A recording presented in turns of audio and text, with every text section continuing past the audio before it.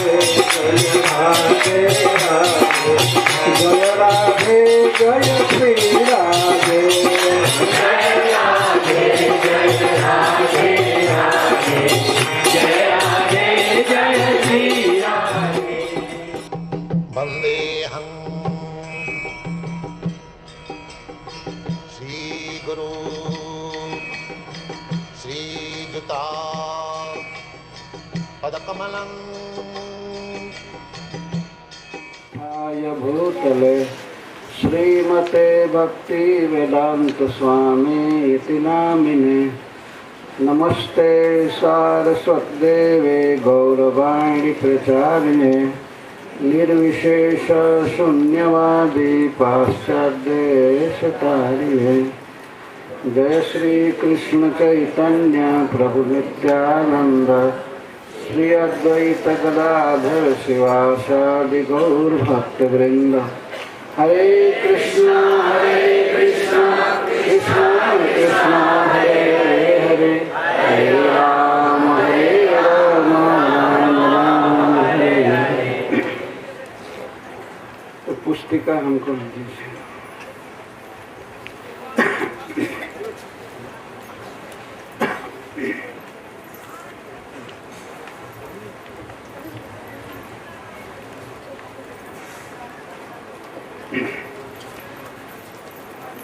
ये बच्चे अखंड बैठे रहते हैं, जब तक कथा खत्म होती है तब तक बैठे रहते हैं कि बहुत अच्छा है। अगर ऐसे बच्चे बैठें 3 घंटा तो बैठना ही बहुत बड़ी साधना है, समझ गए ना। जब 3 घंटा बैठे रह गए तो बहुत बड़ी सफलता है।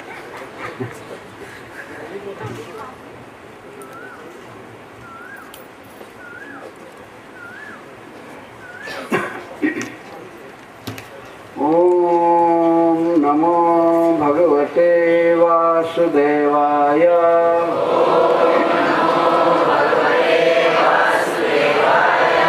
ओम नमो भगवते वासुदेवाय।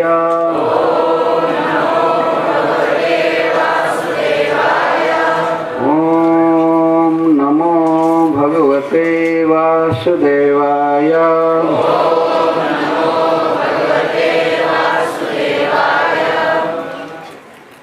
3 घंटे तक एक आसन से व्यक्ति बैठा रहे तो उसको सिद्धासन कहते हैं, सिद्ध आसन।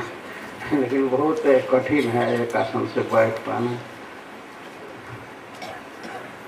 कथा सुनने के लिए सबसे पहले आसन चाहिए जहाँ भी सुखपूर्वक बैठ सके।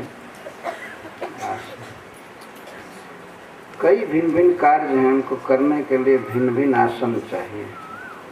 जैसे भगवान की आरती करनी है तो बैठ करके में खड़ा होकर करते हैं, कीर्तन करते हैं, खड़ा होकर नाचते हैं। तो जो कथा सुनने के लिए ये खड़ासन नहीं चाहिए। इसके लिए आसन का अर्थ नहीं होता है बैठना। आसन आस्यते अस्मिन् इति आसन, जहाँ व्यक्ति बैठे उसको आसन कहते हैं। तो खूब धीर गंभीर गति से बैठना चाहिए और बैठने से पहले विचार कर लेना चाहिए कि 2-2.5 घंटे के अंदर हमें प्रस्राव नहीं होगा या प्यास नहीं सताएगी। इतना विश्वास है होना चाहिए कि पानी वानी पी करके बैठे कि 2-2.5 घंटे तक और फिर उधर नल पर जाने की ज़रूरत ना पड़े। और जिनके पैर में पीड़ा है वे बैठ सकते हैं ऊंचे आसनों पर और खड़े भी हो सकते हैं। ऐसा नहीं है कि उन्हें सताया जाएगा, नहीं खड़ा नहीं हो सकते। कोई पैर में नस में दर्द होने लगता है, कथा सुनने वाला व्यक्ति बीच में खड़ा हो जाए, सीधा होकर फिर बैठ सकता है। पर ऐसा नहीं कि अब रेगुलर आसन ही करने लगे। आशय आप लोग समझ रहे हैं।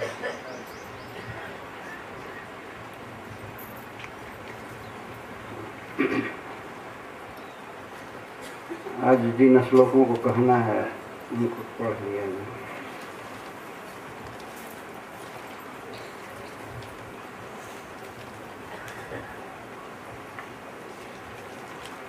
श्री गोपी जनों के 2 गीत हो चुके, 12 गीत हैं उनके जुगल गीत।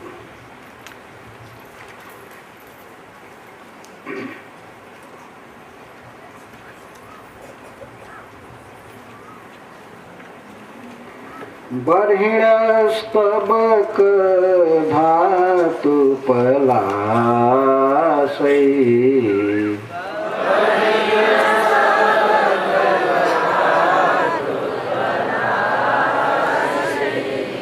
बद्धमाल परिवार विडम्बः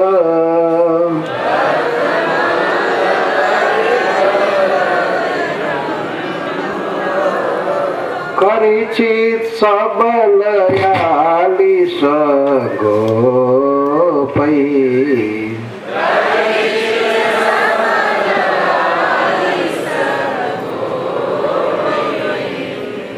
गाह समवयति यत्र मुकुन्दः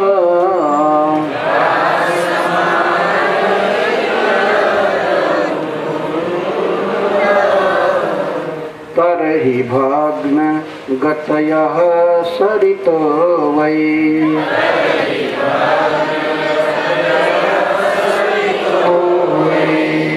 तत्पदाम्बुजरजो नीलनीताम्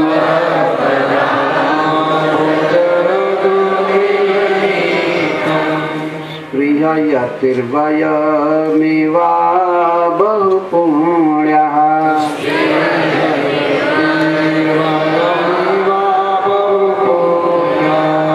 प्रेम व्यपित भुजास्ति नितापः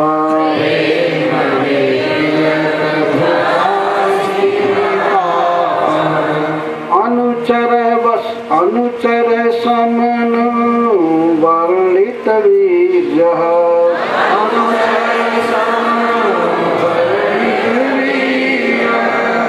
अनुचरहि कैसे पढ़ेंगे इसको?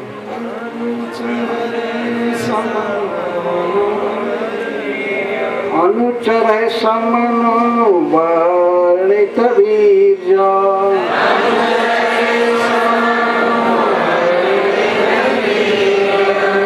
आदि पुरुष इवाचल भूति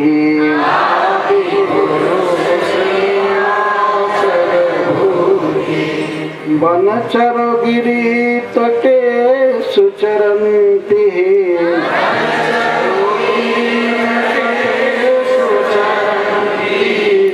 वेणुना वायति गास जगाहि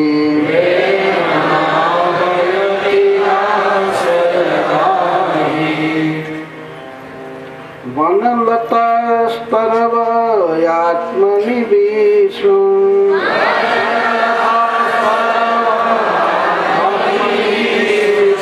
व्यञ्जयन्त इव पुष्पफलाढ्यः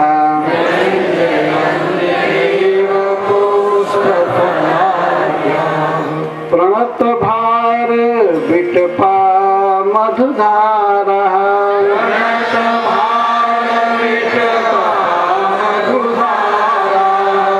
प्रेम हृष्ट तनव ससृजोष्मा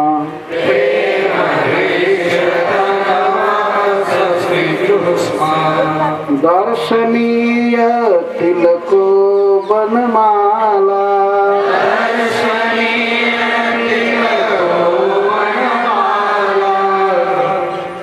दर्शनीय तिलक अर्थ समान रूप से यही भक्त करते हैं जिनका तिलक दर्शनीय है, लेकिन वास्तविक यह अर्थ है कि दर्शनीयेषु सुंदरेषु तिलक। सुंदर लोगों में सबसे तिलक हैं भगवान शिरोमणि हैं। दर्शनीय तिलको बनमाला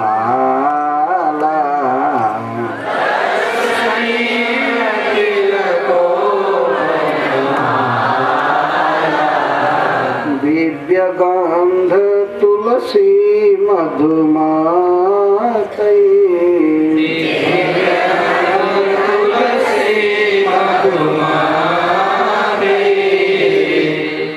अलिकुलैर लघु गीतमभीष्टम्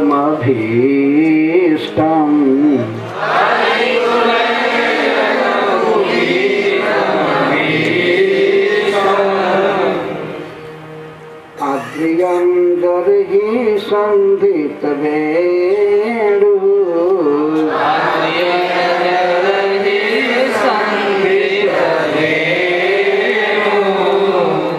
सरसी सारस हंस विहंगा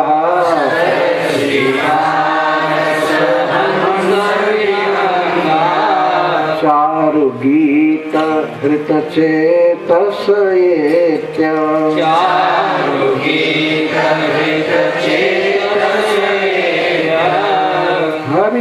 हरिमुपासत तेजत चेता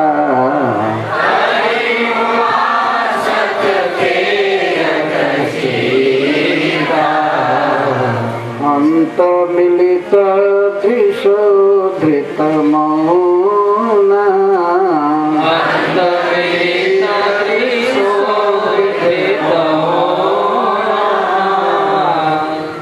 उच्चारण संबंधी एक व्याकरण का नियम यह है कि कोई अक्षर अगर आधा पड़ रहा है कहीं पर आधा अक्षर तो उसके पहले वाला अक्षर दीर्घ उच्चारण किया जाता है।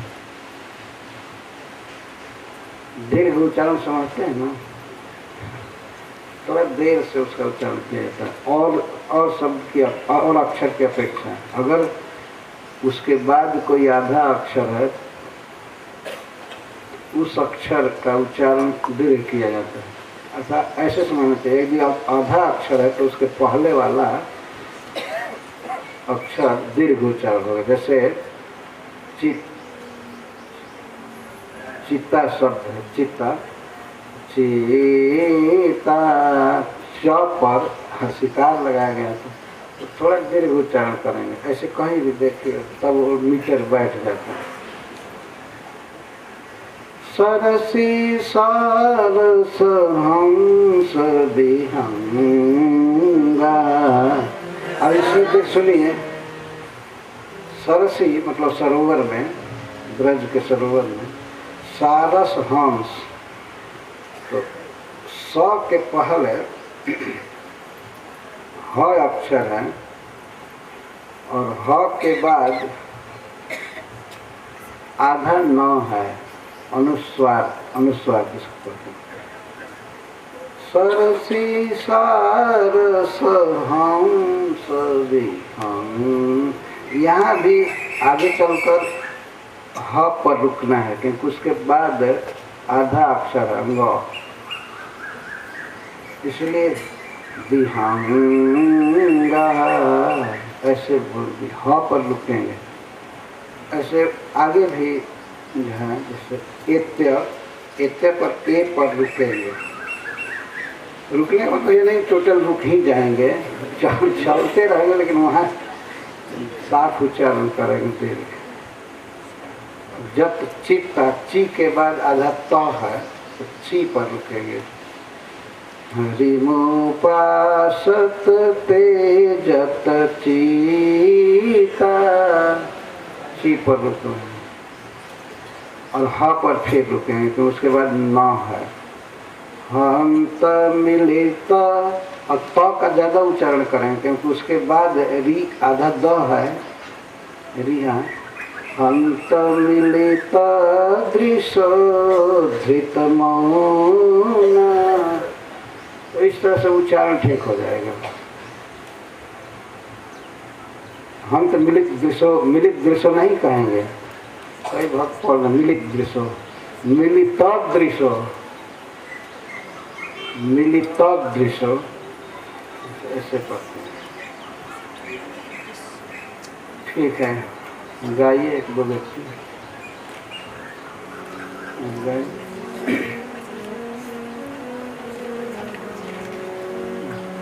बरहिण स्तबक धातु पलासे बध मल्ल फरी बरह विडम्ब धातु पलासे बध मल्ल फरी बरह विडम्ब करहि चित्त सबल सगोपै गाह समाहयति यत्र मुकुन्दः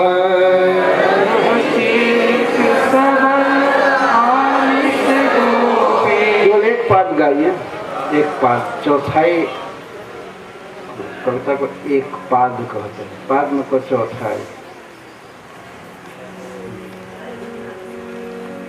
बरहिण स्तबक धातु पलासे बरहिण स्तबक धातु पलासे बध मल्ल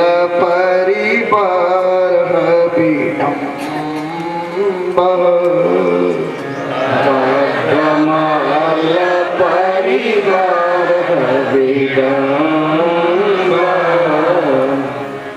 करहि चित्त सबलानि सगोपे करहि चित्त सबल आलि सगोपै गाह समाहयति यत्र मुकुन्दः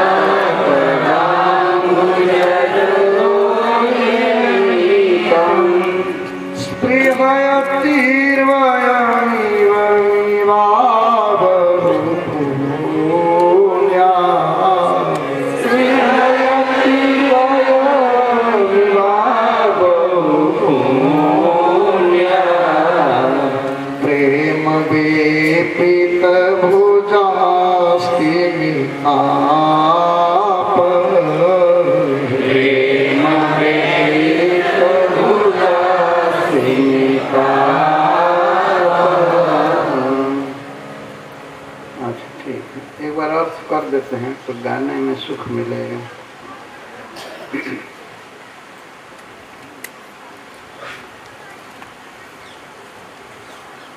इस छठे श्लोक में गोपियां परस्पर संबोधन कर रही हैं। आली, आली में सखी होता है। हे आली, हे सखी, ये इसमें संबोधन है। आली है ना, यहाँ सबल के बाद हे आली।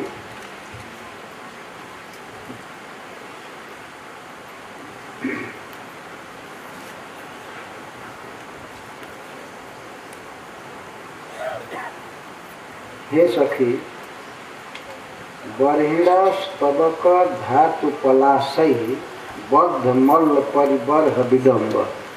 यह श्याम सुंदर का विशेषण है। कैसे हैं श्याम सुंदर? बरहिल मयूर पिच्छानि स्तबका पुष्प गुच्छ गुच्छ धातव गैरिकादयश्च पलाशानि पल्लवाश्च तैः बद्ध च असौ मल्लानां परिबरः परिकरः तं विडम्बयति अनुकरोति इति तथा स। हे सखी, मयूर पुच्छों से, पुष्प गुच्छों से, गैरिक आदि धातुओं से और वृक्षों के नए कोमल कोमल पत्तों से श्री कृष्ण श्रृंगार किए हैं। कैसा श्रृंगार किए हैं? बद्ध मल्ल परिबर्ह विटंब, बांधे हैं। ये 4 चीज का नाम है, आप ऊपर कह रहे हैं। वृंदावन में श्री श्याम सुंदर मयूर पंख, पुष्पगुच्छ और धातु, गैरिक आदि धातु जो पहाड़ में मिलते हैं, और पलाश, पलाश कहते हैं वृक्षों के नवीन कोमल पत्तों को। इन 4 चीज़ों से तय ही बद्ध मल्ल परिबर्ह, मल्ल परिबर्ह, मल्ल कहते हैं पहलवान को, जो कुश्ती लड़ने वाले कुछ चीज शरीर में बांध करके रखते हैं। जैसे जो कपड़ा पहने हैं तो उसको काछली काछ लेते हैं। धोती पूरा पहन करके पहलवानी नहीं होगी तो वो काच बांध लेते हैं। धोती को भी ऊपर चढ़ाकर कमर में बांध लेते हैं। इसके साथ ही साथ सिर पर क्या होता है, वो अपने अपने अनुसार पहलवान लोग जो भी बांधे सिर पर। श्री कृष्ण क्या बांधते हैं? मोर पंख, पुष्प के गुच्छे और गैरिक आदि धातु, उनके गाल पर सखा लोग चित्र बना देते हैं। श्री कृष्ण के चेहरे पर, मुख पर चित्रकारी करने के लिए कोई बाजार से पेंट आदि नहीं खरीदा जाता है। मतलब बच्चे नहीं खरीदते, वन में जाते थे और रंगीन रंगीन धातु से रगड़ते थे पत्थर पर, तो बड़े ही सुंदर पेंट हो जाते थे।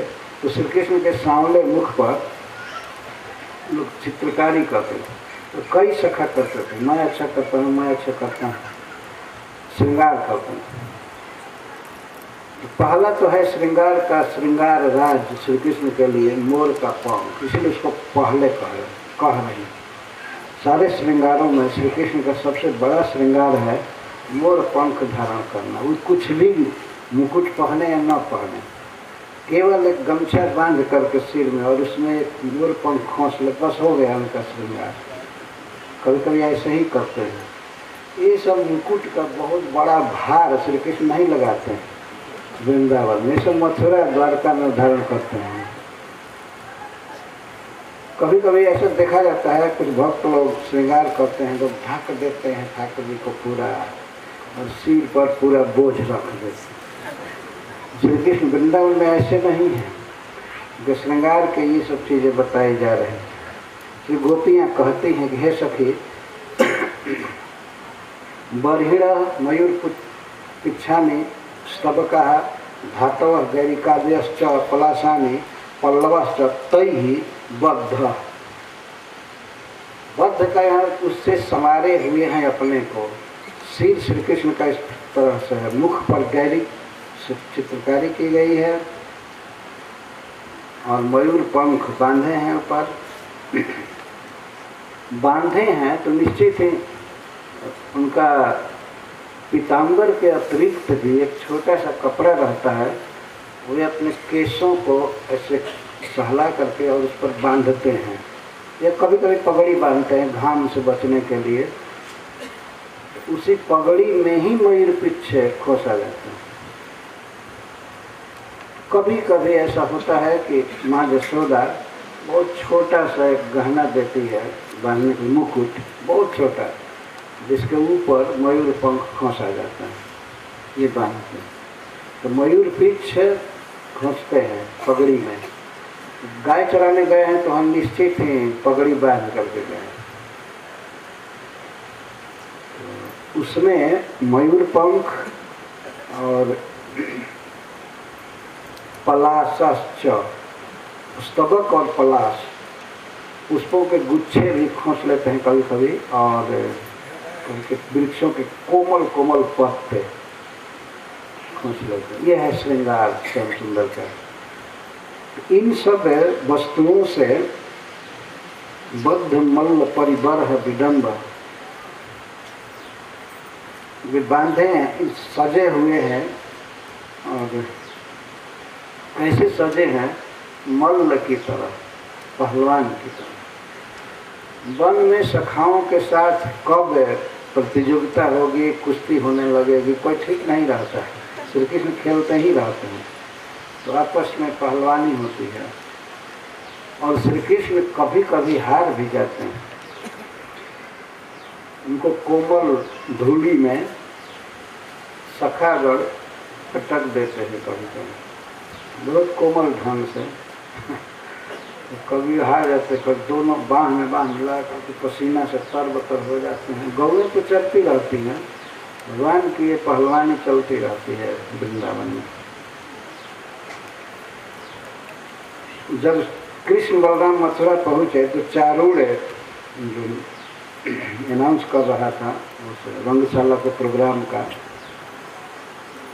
तो वो कहा कृष्ण से और बलराम से, हे कृष्ण, हे बलराम, सुनो, हम लोग नागरिक हैं, राजा के सेवक हैं, राजा हमारे लिए आराध्य हैं, तो अपनी अपनी कला दिखानी है इनको। खास करके जो मंच बनाया गया है विविध और जो अखाड़ा तैयार किया गया है, उसके लिए कि अपने राजा का मनोरंजन हम लोग करें, मल्ल युद्ध करें। मल्ल युद्ध नाम युद्ध का है, लेकिन वास्तव में वो लोग भीतरी आशय तो रखे थे कि इन दोनों को मार देना है, परंतु बाहर से जनता के सामने ऐसा करना है, ये अपनी कला दिखा करके राजा कंस को खुश करना है, इसके लिए बुलाया गया। तो ऐसा करो, मेरे साथ है तुम लड़ो, चारुण कहा, और उस गोरे लड़के के साथ, तुम्हारे भाई के साथ मुष्टिक लड़ेगा। इतना सुन करके तब भगवान श्री कृष्ण आसन से खड़े हुए, वहीं बैठे थे। बहुत सुंदर मंच बनाए गए थे, ऊंचे नीचे चारों तरफ बीच में अखाड़ा था, नीचे कंस का आसन सबसे ऊपर था, और उसके साथ जो मंत्री आए थे, सचिव आदि मिनिस्टर लोग, उनके लिए कुछ और है था। बाकी जनता के लिए भी सीट थी। कृष्ण बलराम को बैठाने के लिए अच्छी सीट दिया था, क्योंकि कंस के मन में एक दुर्भाव था कृष्ण बलराम को मारना, लेकिन उसको दिखाना नहीं चाहता, जबकि उसके सभी लोग जान रहे थे। सभा में वो कंस चारुण आदि से बात किया था, क्रूर जी से बात किया था, कई लोगों से। ऐसा नीति श्लोक है कि जो बात दो कान में रहती है, जो बात 6 कान में होती है, वो खुल जाती है। 3 आदमी जिसको जान जाए, वो अब किसी से मत बताना, इस परंपरा द्वारा वो बात खुल जाए। ये आपसे कह रहा हूँ, ये बात किसी से मत बताइएगा, वो भी कहेगा यही बात जो सुना है। तो 6 कान में अगर कोई बात चली गई, 3 आदमी जिसको जान गए, तो खुल करके रहती है। कंस की यह बात कि कृष्ण बलराम को मारना है, कम से कम 100 आदमी के कान में गिर गई, कैसे नहीं खुलती। तो वो सभा करके ये गुप्त बात कहा, तो मूर्ख था वास्तव में, समझदार नहीं था। और 4 कान में जो बात रहती है, उसके खुलने की संभावना कम रहती है, नहीं खुलती। 2 ही आदमी जानते हैं, बोलेंगे ही नहीं तो क्या कोई जानेगा। परंतु 2 कान में जो बात रहती है, एक व्यक्ति कोई कार्य किया, दूसरा नहीं जानता है, तो उसका पता तो ब्रह्मा जी भी लगाने में हार जाएंगे। ऐसा नीतिकार कहता है, वे गति जाने सकल कपट अभ्यवगुण खान। ब्रह्मा भी स्त्री के हृदय की हाल नहीं जानता है, क्या उसके मन में कपट है, पाप है। ब्रह्मा जी जो हृदय बनाए हैं वो भी नहीं जानते हैं, दूसरा कोई क्या जानेगा। वो सब कहते कई पर रंज होकर के स्त्रियां ही निंदा कर रही हैं अयोध्या में। तो इस प्रकार एक व्यक्ति के मन में जो बात है और नहीं बताता है, तो उसका पता नहीं लग सकता। परंतु कंस ऐसे स्वभाव का था, जब बातचीत कर रहा है, प्रसंग आएगा यहाँ पर कथा में, सारी सभा बिताया, अपने मंत्रियों की और सबकी, अक्रूर जी को बुलाया, कहा कि जानते हो श्री नारद जी जो हमारे गुरुदेव हैं, हमारे परम हितैषी हैं, वो आकर के अभी अभी एक बात बताए। जो नारद जी बताया तो बताने लगा, ये जो वसुदेव लड़की दिखाया रात को, जिसको मैं मारना चाहा, नारद जी ने बताया तो लड़की वसुदेव की नहीं थी। किसकी लड़की थी? वो यशोदा की लड़की थी, नंद की लड़की थी। नारद जी आकर बताए थे कौन इसको, वो सब जेल का। और ये जो नंद के यहाँ कृष्ण नाम का लड़का है, जो तुम्हारे आदमियों को मारा है, अघासुर बकासुर आदि को मारा, वो वास्तव में नंद का लड़का नहीं है, वो वसुदेव का लड़का है। तो वो पूछा कौन की, ये कैसे हो गए हैं? जानते नहीं हो, रात के समय, आधी रात के समय उसके लड़के का जब जन्म हुआ, उसके वध के भय से, तुमसे ही डर रहा था, उसके वध के भय से उसको अपने मित्र नंद के यहाँ पहुँचाया। ये समझ लो कि नंद में और वसुदेव में कितनी मित्रता है। ये दगाबाजी किया है वसुदेव तुम्हारे साथ। तो अपने मित्र की लड़की को लाया।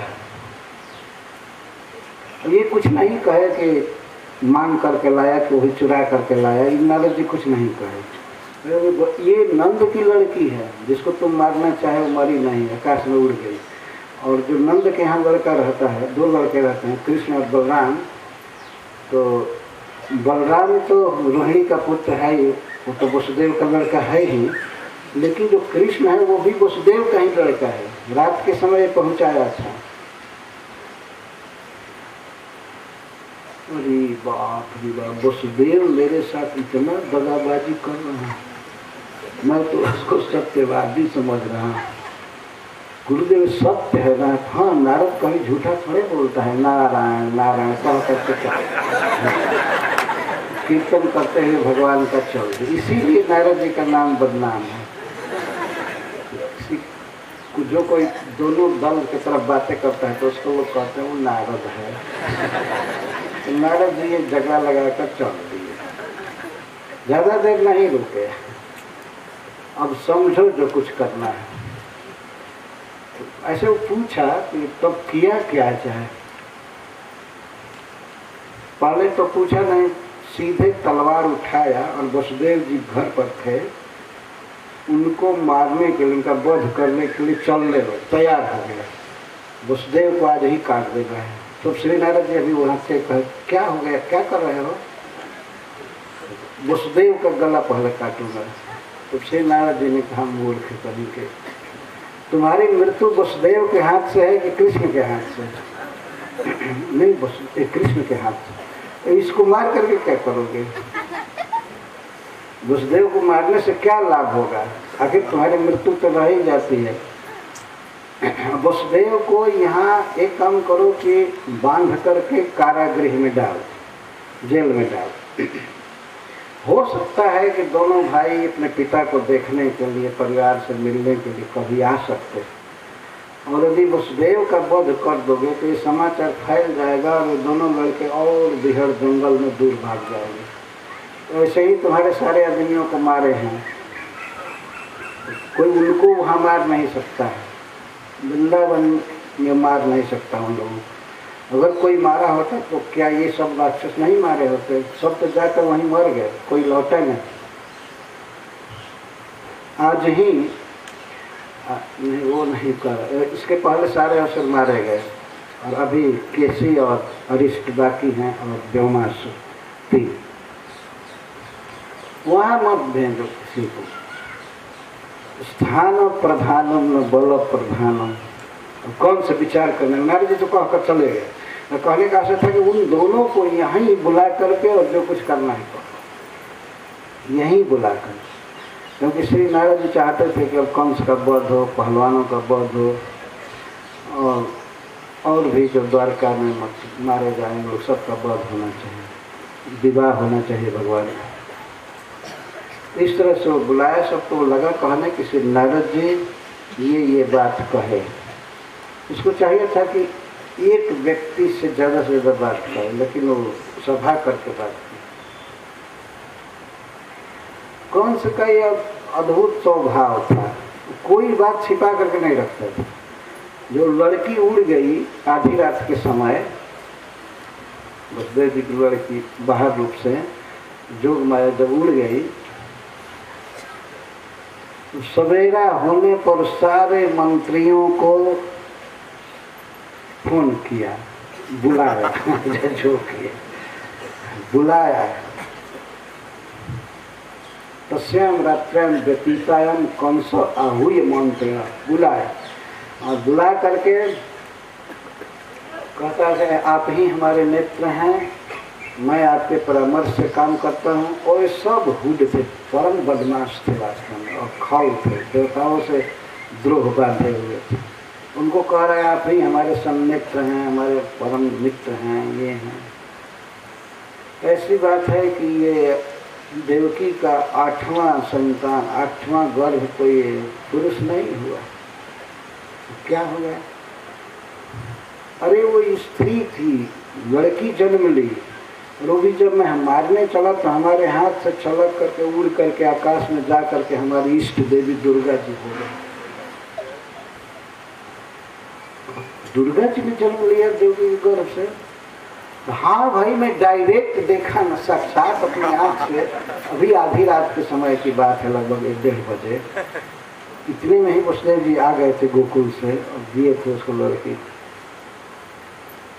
और वो कोई पुरुष नहीं हुआ, कोई विष्णु नहीं, हमारी इष्ट देवी माँ दुर्गा जन्म ली। दुर्गा जन्म ली। अरे सुनो, दुर्गा जी ने कुछ कहा भी, केवल जन्म ही नहीं ली। उसने कहा कि तुम बच्चों की हत्या मत किया करो, यह पाप है, और तुम्हारा पूर्व शत्रु कहीं पर जन्म ले चुका है, तो बच्चों की हत्या मत करो। इसको न कंस ध्यान दिया न उसके मंत्री ध्यान दिए, लेकिन वो जन्म लिया है कहीं पर, इस पर लगे विचार करने।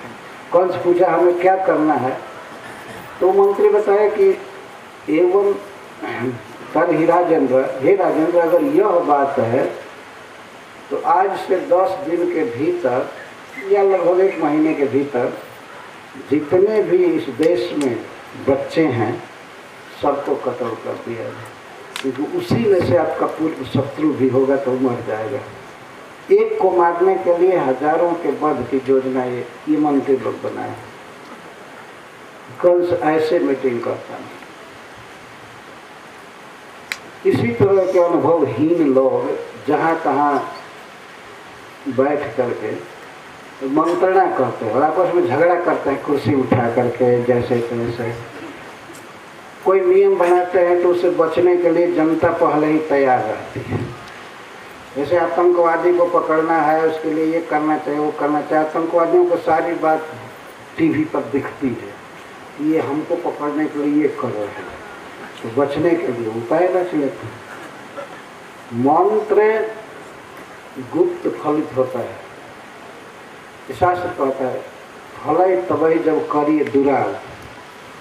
तो मंत्र का अर्थ यही सब गायत्री मंत्र आदि नहीं होता है। मंत्र मतलब मंत्रणा, विचार राय एकांत में देना चाहिए तो सफल होता। पर कौन से कभी मंत्रणा इस तरह से नहीं देता, खुला समाज में। और उसको लोग क्या कहते होंगे, चाहे इस समय कहते हैं कि कुछ छिपाना नहीं है जनता से, बिल्कुल क्लियर सब सामने होना चाहिए।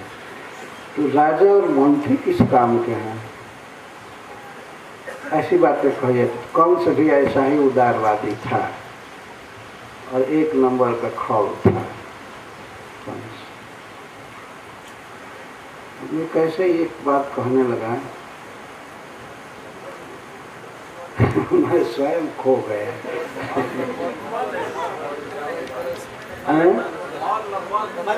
अच्छा, वो मल्ल शब्द से मथुरा जी की याद आ गई। ठीक है, तो चारूण कहा कि मेरे साथ तुम्हारा मल्ल युद्ध हो और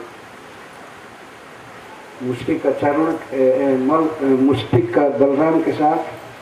तो श्री कृष्ण उठे और कहे हम अवश्य इसके लिए तैयार हैं, राजा को हम अपनी कला दिखाएंगे, लेकिन हम हमेशा अपने मित्रों के साथ रहे हैं। हम हमारे जोड़ का कोई मित्र हो सका उसके साथ हम कुश्ती करेंगे। हम इतने कोमल शरीर वाले हैं, आप लोग कितना विशाल वज्र वाले शरीर हैं, कठोर और पर्वत के समान। हम आपके साथ नहीं युद्ध करेंगे। हरीश्वर जी कहते हैं भगवान ने सीधा कह रहे थे कि नहीं हम मारना नहीं चाहते। यह स्पष्ट भाषा में भगवान बोल रहे थे, कोई दोष न थे। पर नहीं हम युद्ध नहीं करेंगे। तो भगवान को मारना था इन दोनों को, या जो भी पहलवान थे सबको मारना। किस तरह से ईश्वर नहीं चाहता है तो भगवान दिखा रहे थे। कहाँ हम कोमल शरीर वाले और आप लोग इतने भारी पहलवान, आप लोग और किसी के साथ युद्ध कीजिए, राजा का मनोरंजन कीजिए, लेकिन हमको हमारे कोई मित्र हमारे सखा आए हैं, वो बैठे हैं गैलरी में, तो उनको भेजिए, हम उससे करेंगे कुश्ती, दिखाएंगे राजा जी। तो चारूण कहता अरे न बालस न किशोरस, तुम बच्चा हो किशोर हो, 7 दिन पर्वत उठाए रखे, तुम कोई बच्चा हो? बच्चा कोई पर्वत उठाएगा? गोवर्धन धारण तुम किए थे कि हम लोग किए थे? किए थे। भगवान चुप हो रहे थे। न बालस न किशोरस तुम बलस च बलिनाम बरो, तुम तो बलवानों में भी, जो बलराम है तो बलवानों में भी बलवान है, इसीलिए इसका नाम बल है। वो भी कोई बच्चा नहीं है, कोई किशोर नहीं। अभी अभी 3 लाख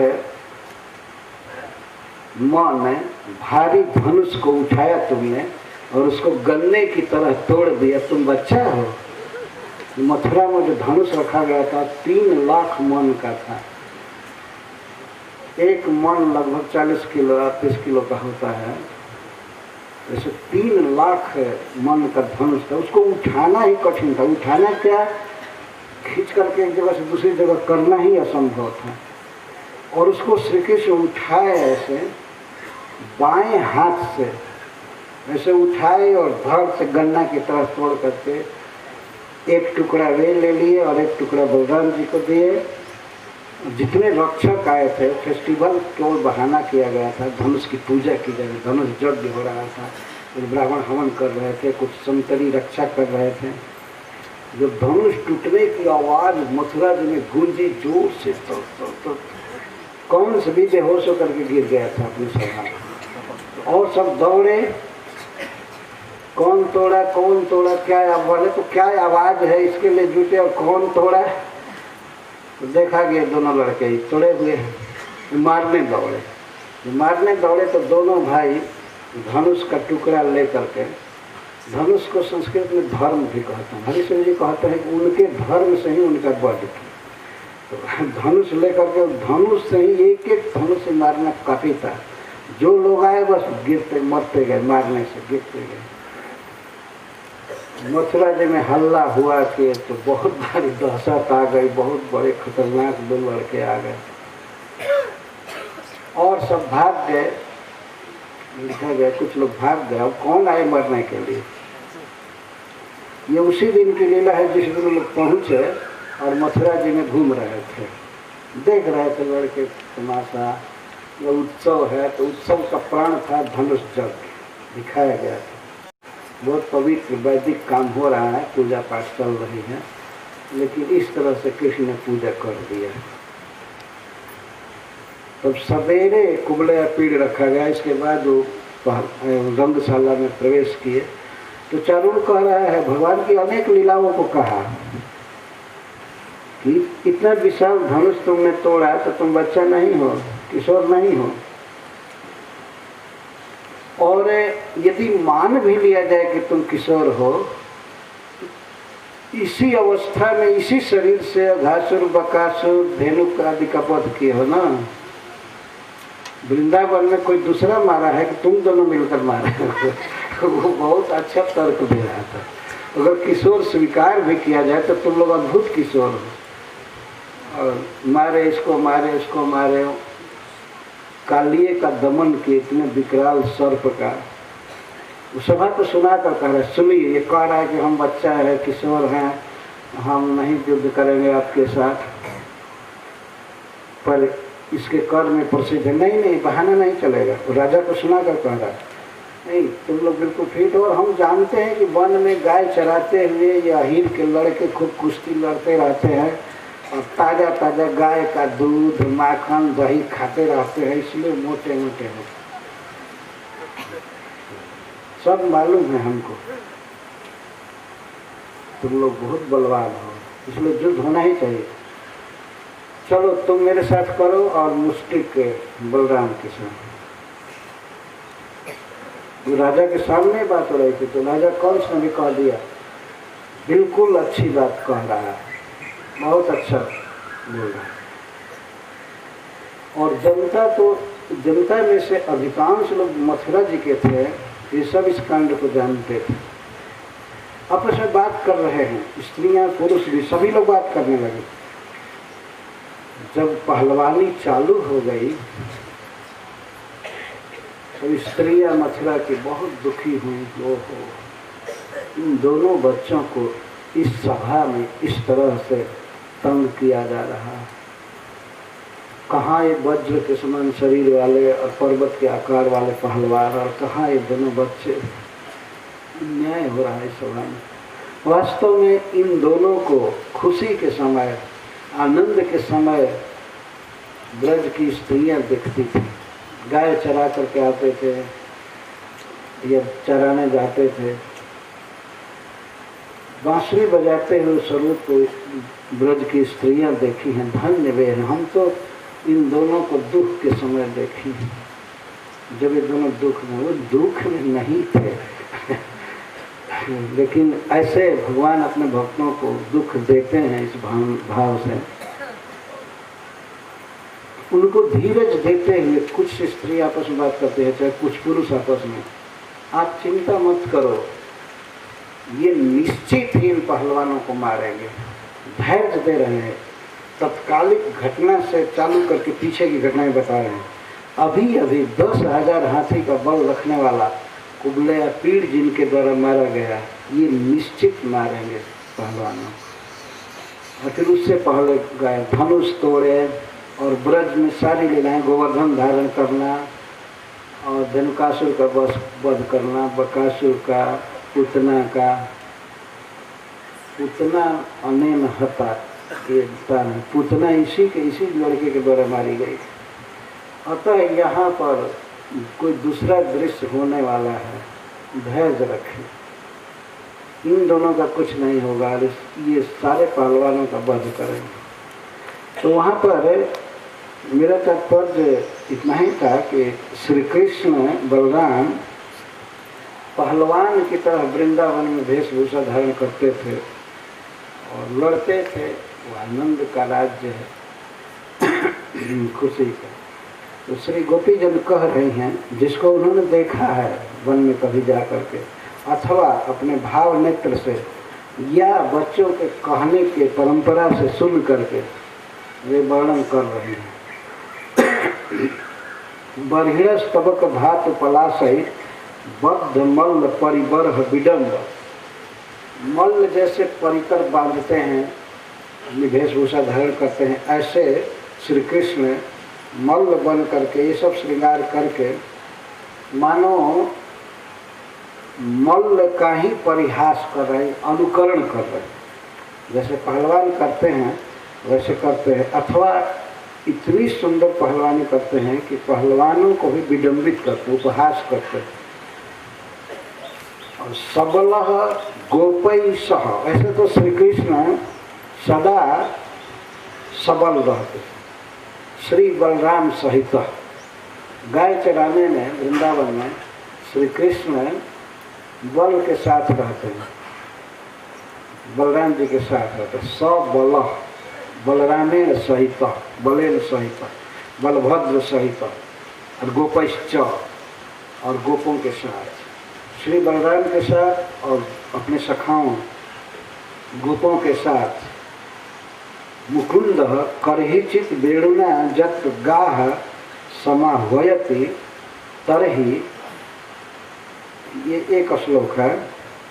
दूसरे श्लोक में क्या प्रभाव पड़ता है नदियों पर, इसका वर्णन करते हैं। तो श्री कृष्ण सदा बलराम जी के साथ रहते हैं और गोपों के साथ वर्तमान गोपैश्च सह वर्तमान मुकुंद, मुकुंद जब गौओं को बुलाते हैं किस चीज से, वेणुना, इसमें छिपा हुआ है, वेणु शब्द आया नहीं है लेकिन अपने आप समझ लेना चाहिए कि श्री कृष्ण गौओं को वेणु गान से बुलाते थे। पहले प्रथम जलपान कराने के लिए श्री कृष्ण गौओं को जमुना आदि नदियों के किनारे ले जाते, चाहे मानसी गंगा के किनारे ले जाए, जमुना के किनारे, सरस्वती के किनारे तो ले जाते हैं नदियों के तट पर। तो वहाँ पर पानी पीने के लिए बुलाते हैं, अथवा पानी पी करके जब गौएं वन में चरने के लिए नदी से निकलती हैं जल पी करके, गाह जप जदा समाह्वयति सम आह्वयति, जब बुलाते हैं सम्यक ढंग से, गौओं का नाम रख करके बांसुरी में बुलाते हैं। तो जब गौओं को बुलाते हैं तो नदियों पर ऐसा प्रभाव क्यों पड़ता है कि वे बहना छोड़ देती हैं। गोपीजन कहते हैं कि नदियाँ बहना छोड़ देती हैं, उनकी भुजाएं उठने लगती है कृष्ण के चरण कमल का आलिंगन करने के लिए। भुजा माने तरंग, और स्तिमित स्तब्ध स्थिर हो जाता है आप जल, जिन नदियों का आप जल स्तिमित हो जाता है।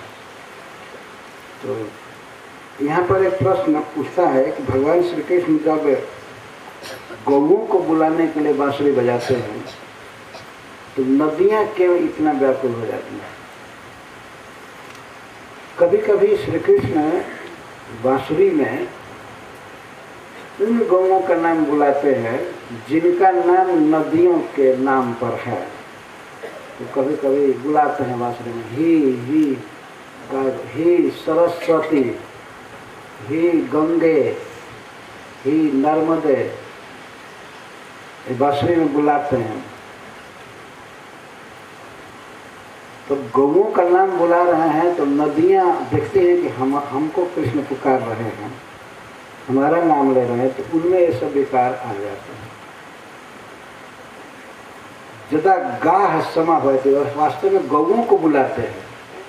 सम आह्वयति, सम्यक आह्वयति, सम का अर्थ सम्यक अर्थात नामोच्चारण पूर्वकम, संबोधन से पुकारते हैं गौओं को। भगवान के झुंड में प्रत्येक गौ का नाम होता है, सबका नाम होता है, सब संस्कृत में, और स्त्रीलिंग वाचक नाम होता है गौओं का। बैल आदि का नाम पुरुष वाचक रहता होगा, सबका नाम होता है, कोई बिना नाम के नहीं। अब तो मनुष्य समाज में लोग अंग्रेजी नाम रखने लगे अपने बच्चों को, संस्कृत छोड़ने लगे।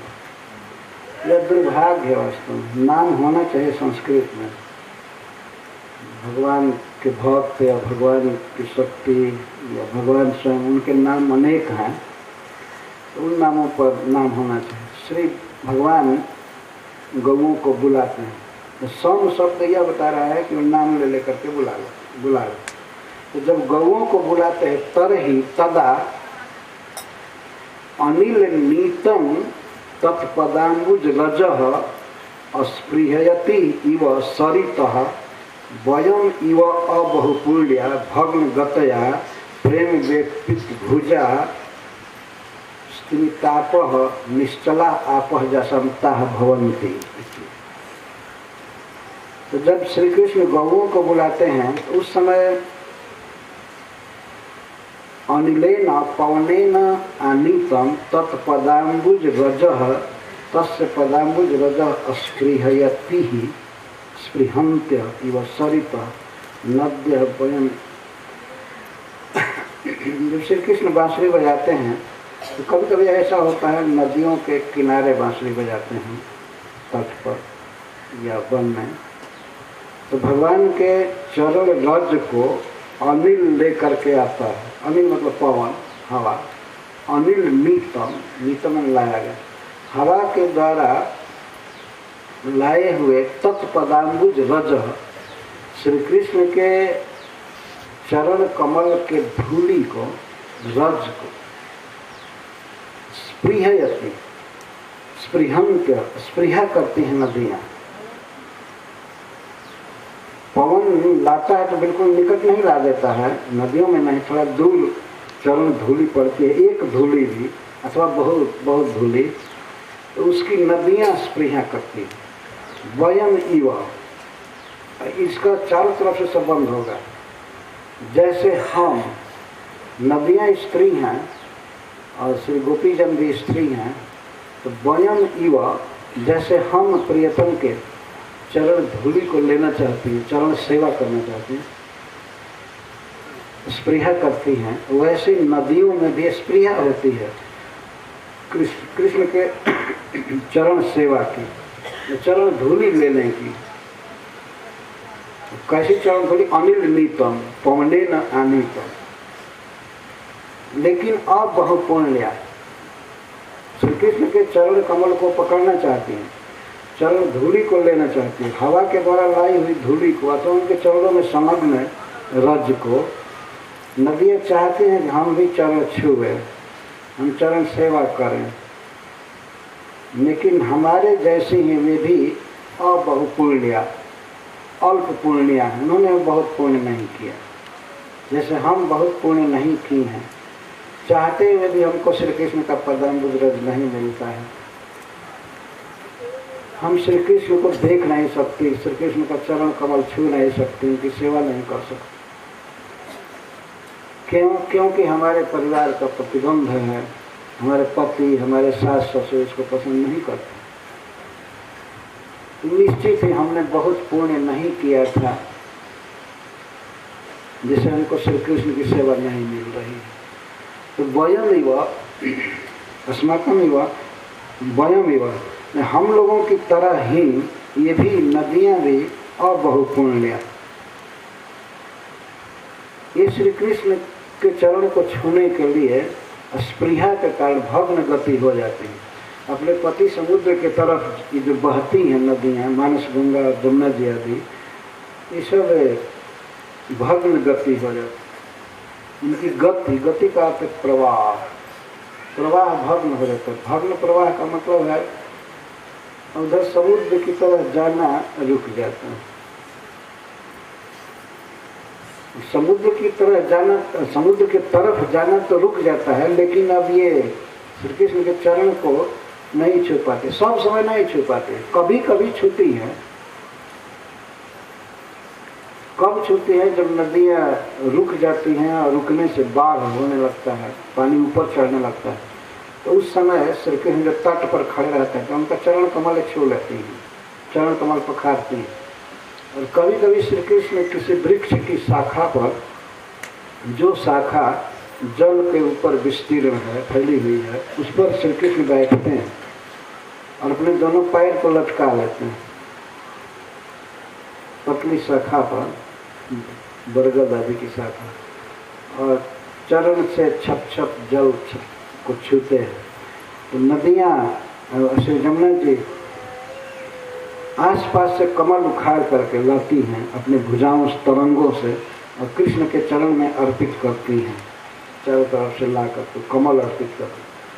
कभी कभी तो इनको ये सौभाग्य मिल जाता है, लेकिन सब समय चाहे तो नहीं मिलता। एक तो ये नदी है, नदी के भी प्रतिबंध है, दो तट हैं और उससे बाहर जाएगी नहीं।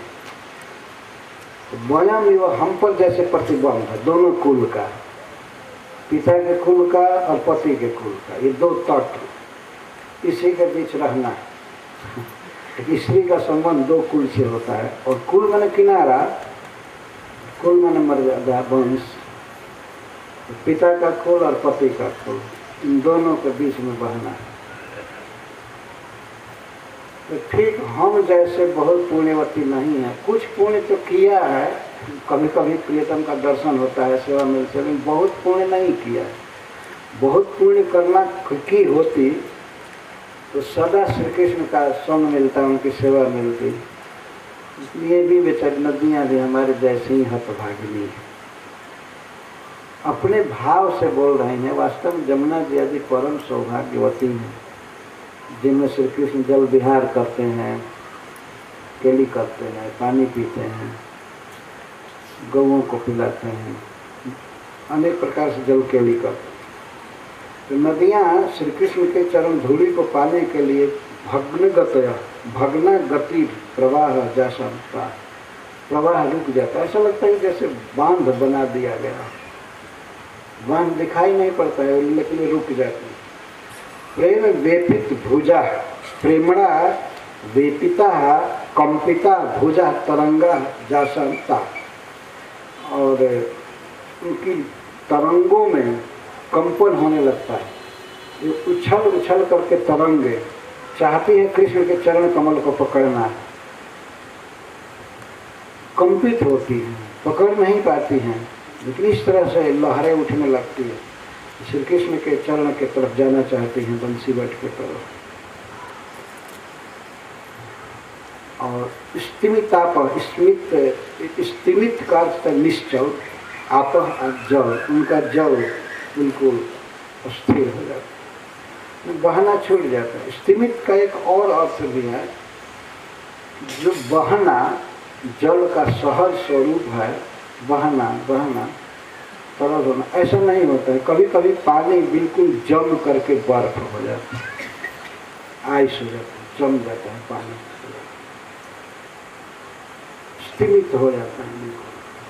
जल अगर जल के रूप में रहेगा तो हवा का झोंका लगने से कुछ न कुछ चंचलता रहेगी, लेकिन स्तिमित आप जल बिल्कुल निश्चल हो जाता है। इस तरह से नदियों में प्रभाव होता है। हे सखी, जैसे हम चाहती है प्रियतम से हम सुंदर का आलिंगन, कभी हम चाहते हैं लेकिन हमारी बाहें जड़ हो जाती हैं। स्तंभन एक विकार है, स्तंभ एक विकार है। कृष्ण का आलिंगन करना चाहते हुए, कृष्ण के चरण को छूने की इच्छा होते हुए भी हाथों में स्तंभ विकार आए, एकदम जैसे लगता है पैरालाइज हो गया। अथवा कभी कभी हम चाहते हैं श्री कृष्ण का चरण सेवा उनकी चाहती हैं, आलिंगन चाहते हैं, लेकिन परिवार और समाज को देख करके हम कुछ नहीं कर पाते।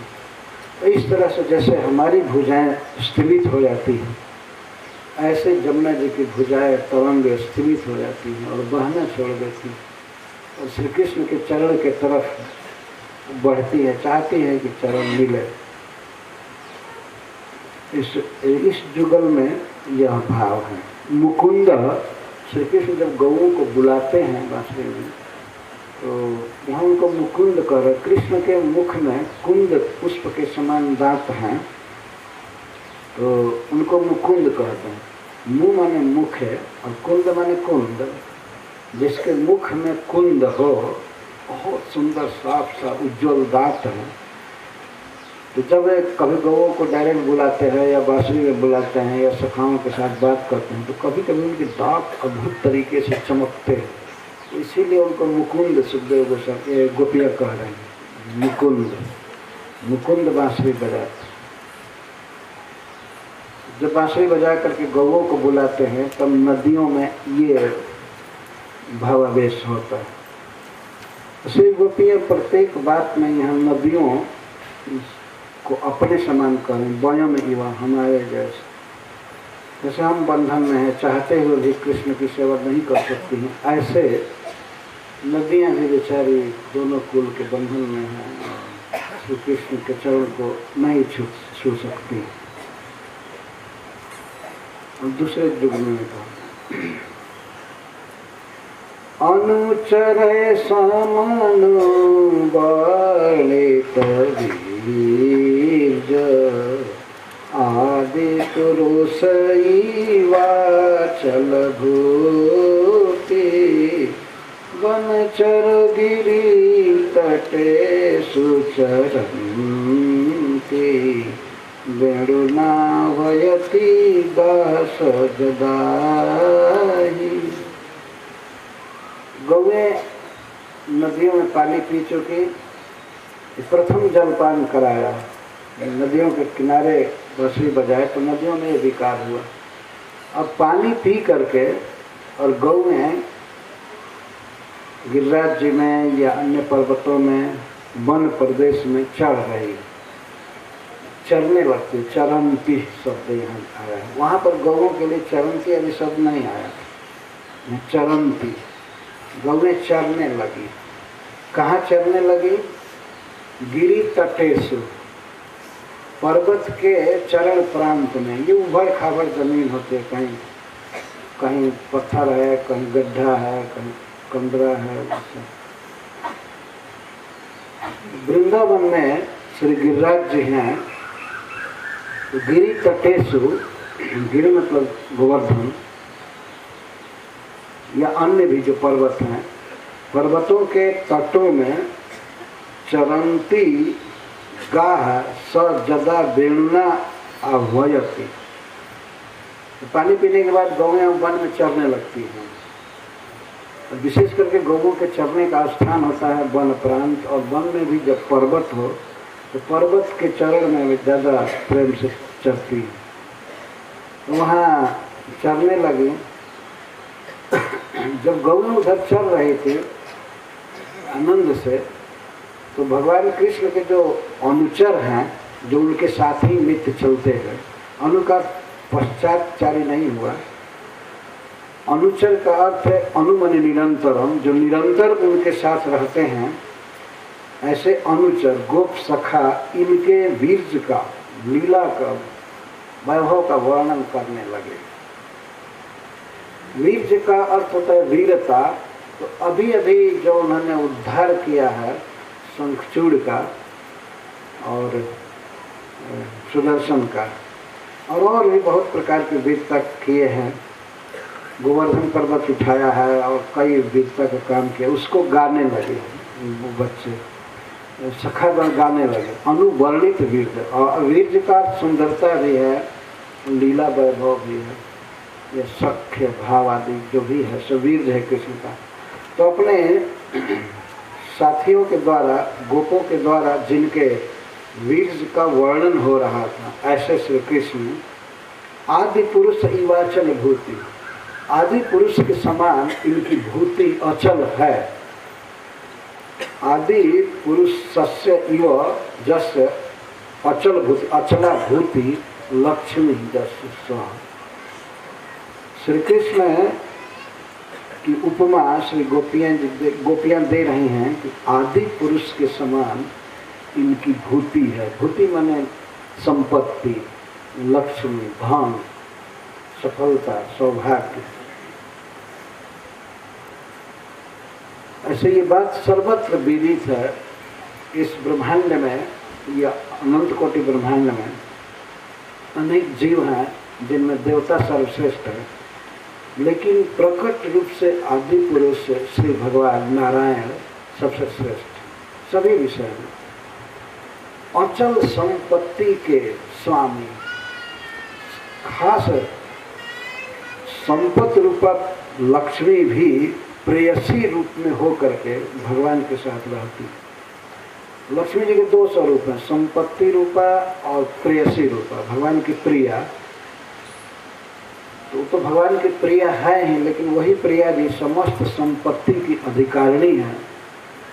और भगवान नारायण की संपत्ति, उनका ऐश्वर्य, उनका वैभव अचल है, कभी उसमें कमी बेसी नहीं हो सकती है, अचल भूति।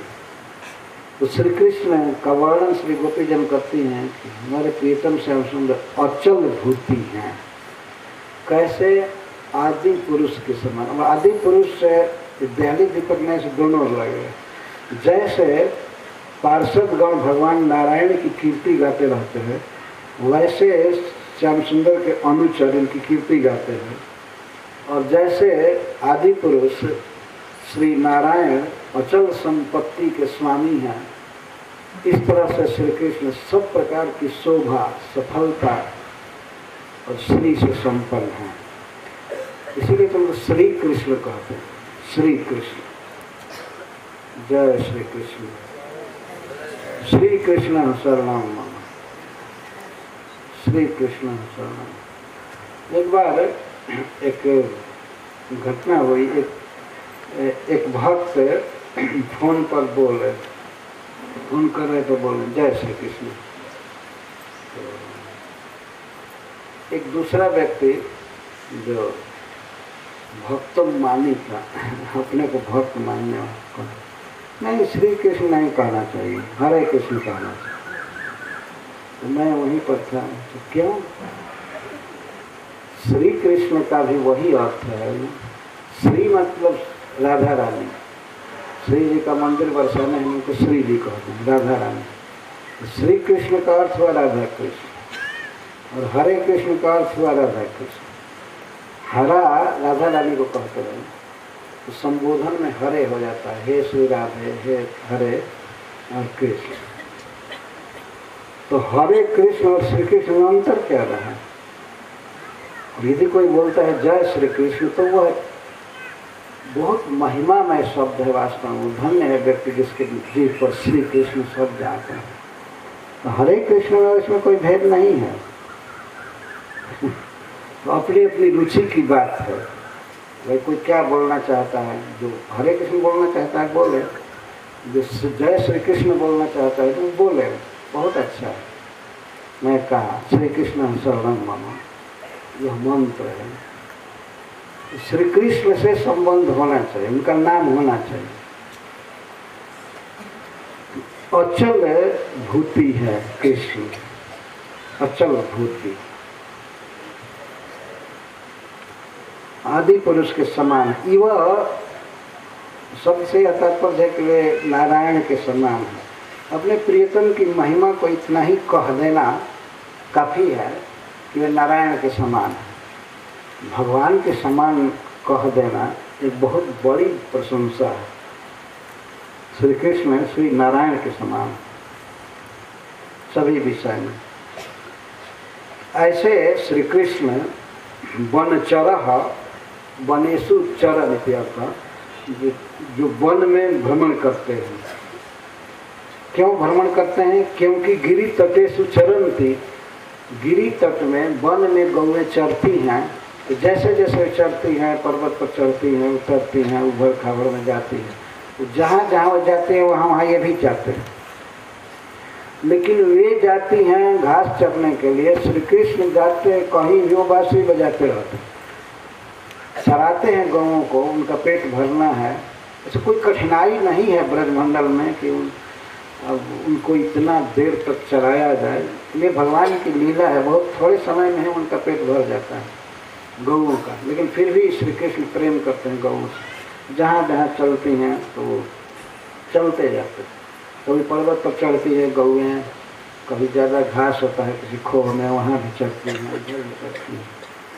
क्योंकि श्री कृष्ण चराने के लिए गोपाल बन करके आए हैं ब्रज में, वो चरा रहे हैं। अतः गौओं का चरने में आवेश होना ये कृष्ण का ही प्रेम है, कृष्ण की भक्ति है। श्री कृष्ण की इच्छा है कि हमारे गौएं चरें, तो वो भी चल रही हैं इधर उधर, धांध में, कांटों में भी कभी जाती हैं, वो चल रही हैं। वो कृष्ण भावना भावित होकर के श्याम सुंदर चाहते हैं कि ये चरे, तो उनमें चरने का आवेश हो रहा है। इसमें मतलब कृष्ण के प्रेम में ही वो चल रही हैं। तो कृष्ण भी जहाँ जहाँ वो गौएं जाती हैं तो वहाँ जाते हैं और बांसुरी बजाते हैं। वनचरः वेणुना आह्वयति, भगवान श्री कृष्ण को वनचर कहा गया है। वनचर एक गाली है, किसी को कहा जाए वनचर। वनचर मतलब जंगली आदमी। तो श्री कृष्ण को भी गोपियाँ जंगली आदमी कहे। ये सिटी वाले नहीं हैं, कृष्ण नगर वाले नहीं हैं, वनचर हैं। वन में चरण विचरण करते हैं वृंदावन में। भगवान को वन बहुत पसंद है। वन चरह, गौएं वन में घास चर रही हैं। श्री कृष्ण भी उनके पीछे पीछे गिरि तटेशु, ये भी गिरि तट में घूम रहे हैं। गिरि तटेशु चरन्ति, गिरि तट में प्रांत में गौएं चर रही हैं। और गौओं को कभी कभी न देख करके श्री कृष्ण, चूँकि उबड़ खाबड़ जमीन है और घोर वन है, तो कुछ गौएं छिप जाती हैं, चरती रहती हैं। तो चरवाहे को चिंता होती है कि कहाँ गई गाय, थोड़ा पता लगाएं। तो उस समय बांसुरी बजाते हैं, नाम लेकर के बजाते, तो उधर से गौएं हुंकार देते, हाँ हम यहाँ हैं। बांसुरी पर अपना नाम सुन करके बोलती है, तब श्री कृष्ण को आश्वासन होता है, अच्छा यहाँ चले, ठीक है। और जब जब ऐसे होता है वो बांसुरी बजाते रहते हैं। बांसुरी बजाना सामान्य रूप से एक अलग काम है, लेकिन आह्वान करना एक अलग बात। आह्वान का अर्थ है बुलाना, खबर लेना, कौन गाय कहाँ है। और कभी कभी ऐसा भी संभावना रहती है वन में ना कि कोई बाघ न पकड़ ले किसी गाय को, कोई संकट में न पड़ी हो, कोई खाई में कुआं में न गिर गई हो। ये सब भी लीला सौष्ठव के लिए, सुंदरता के लिए ब्रज में है प्रसिद्ध। भगवान के बड़े बड़े भक्त ही बाघ बनकर गरजते। तो कृष्ण बलराम को भय होता है कि हमारी गाय को कोई बाघ ना पकड़ ले। और कभी कभी तो वे लोग भी से भयभीत हो जाते हैं, दोनों भाई भय से चकित हो जाते हैं कि बाघ गरज रहा है। या कभी कभी वो स्वयं ही सिंहदेव बनकर गरजते थे। उनकी अपनी अपनी लीला है, भयभीत होने की भी लीला करते हैं। तो गौओं की इस तरह से रखवाली करते हैं, इसीलिए तो गोपाल हैं, गौओं का पालन करने वाले। इस तरह से भगवान इस जगत में अवतीर्ण होकर के सिखा रहे हैं कि गौओं की रक्षा, गौओं का पालन परम आवश्यक कर्तव्य है। गाय की रक्षा होनी ही चाहिए। और सबसे विपत्ति, सबसे बड़ा संकट गौओं पर ही मनुष्य लाया हुआ है। सारी दुनिया में सब जगह गौओं की हत्या कर रहे हैं। मनुष्यों को शिक्षा लेनी चाहिए कि स्वयं भगवान गाय का पालन कर रहे हैं, क्योंकि गाय मनुष्य जाति के लिए सबसे महत्वपूर्ण जीव है। उसके जीव का मदद करने के लिए सबसे महत्वपूर्ण। तो श्री कृष्ण गाय चरा रहे हैं। गिरि तटेषु, पर्वत तटेषु, विषम प्रदेशेषु इत्यादि। विषम प्रदेश में, उभर खाबड़ जगह में गाय चरा रहे हैं। तो चरती हुई गौओं का जदा ही वेणुना आह्वयति, जब वो वेणु से आह्वान करते हैं, बुलाते हैं, तदा जिसको बुलाते हैं उस पर कितना प्रभाव पड़ता होगा तो अलग की बात है। जो गौओं को बुलाते हैं वन में, तो उनके वेणु गीत को सुन करके प्रणत भार बिटपा मधुधार, प्रणत भार बिटपा पुष्प फलाभ्या प्रेम हृष्ट तन्वः वनलता तरवः आत्मनि विष्णु व्यंजयन्त्य इव मधुधारा ससृजुष्म या बब्रसुष्म। जब श्री कृष्ण गौओं को बुलाते हैं वन में बीच बीच में, तो वन की लताओं पर तथा वृक्षों पर क्या प्रभाव पड़ता है इसका वर्णन श्री गोपीजन कर रही हैं। वृक्ष और लताएं, ये लिंग व्यक्ति से वर्णन किया जा रहा है। वन लता के लिए वास्तव में वो स्त्रीलिंग शब्द का प्रयोग होना चाहिए। तरवह भी है, तरवह पुरुष जाति के हैं, दोनों को एक में कह रहे हैं। वृंदावन के वृक्ष और लताएं, मुख्य लताएं हैं। लताएं, वन लता और तरवह, ये समवेत प्रभावित हो रहे हैं। लताएं और वृक्ष, लताएं वृक्षों को लपेटी हुई है। ये लताओं का स्वरूप है, वो नीचे जमीन पर नहीं फैलती हैं, वृक्षों का आश्रय लेकर के रहती हैं। वृक्षों का आश्रय लेकर के जो लताएं हैं उनमें फूल और फल की बाढ़ आ जाती है और मधुधारा की वर्षा करने लगती है, यह सृजन करने लगती लताएं, इसके साथ साथ पुरुष, पुरुष तरव, तरव तरु से तरव बहुवचन में, तरवश्च कैसे हो जाते हैं, लता और वृक्ष कैसे हैं, प्रणत भार विटपा, प्रणत और भार विटपा, भार के कारण अतिशय फूल फल आदि लगने के कारण उनके विटप शाखाएं प्रणत हो रहती, शाखाएं प्रणत हैं, नम्र हैं। प्रणत का अर्थ श्री कृष्ण और बलराम को प्रणाम कर रहे हैं, प्रणाम करते हैं लताएं और वृक्ष भी।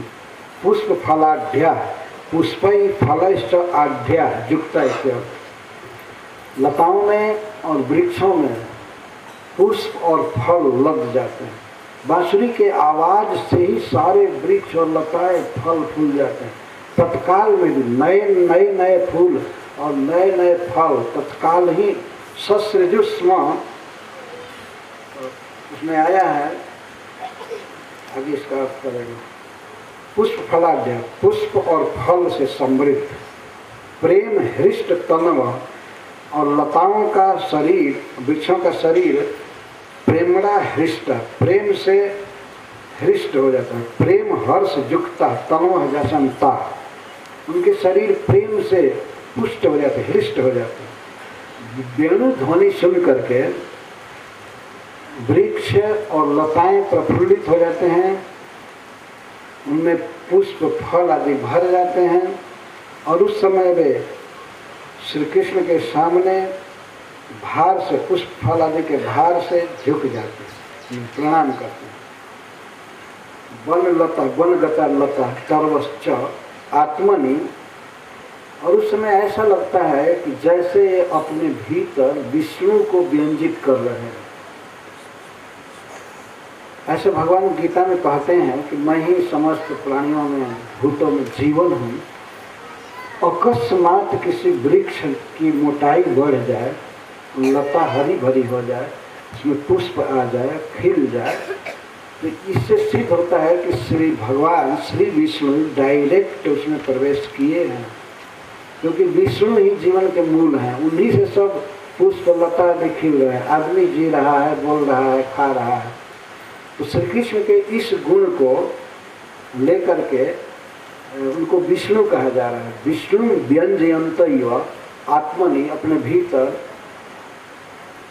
विष्णु को, श्री कृष्ण को व्यंजित करती है, अर्थात ऐसा साफ पता चलता है। कहती नहीं है लताएं, वृक्ष कहते नहीं हैं, लेकिन वृक्षों के फल फूल आदि के भार को देख करके या उनमें जो मधु धारा चूने लगती है, मधु धारा, मधुना धारा, मधु की धारा वृक्षों से, लताओं से चूती है।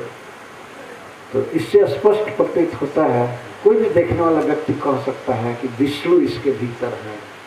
विष्णु श्री भगवान जो समस्त रस और समस्त श्री और जीवन आदि के स्रोत हैं, वे प्रभु प्रवेश किए हैं। तब तो कोई लता तुरंत बढ़ रही है, और वास्तव में किसी भी शरीर में भगवान है, इसीलिए वो शरीर बढ़ता है। वृक्ष बढ़ते हैं, लताएं बढ़ती हैं। भगवान यदि परमात्मा के रूप में न रहें किसी के शरीर में, तो शरीर बढ़ नहीं सकता। विष्णु व्यंजयंत, विष्णु को प्रकाशित करते हुए से मधुधारा बभ्रिशु, उसमें मधु की धाराएं बहने लगती है। यहाँ पर श्री विश्वनाथ चक्रवर्ती ठाकुर एक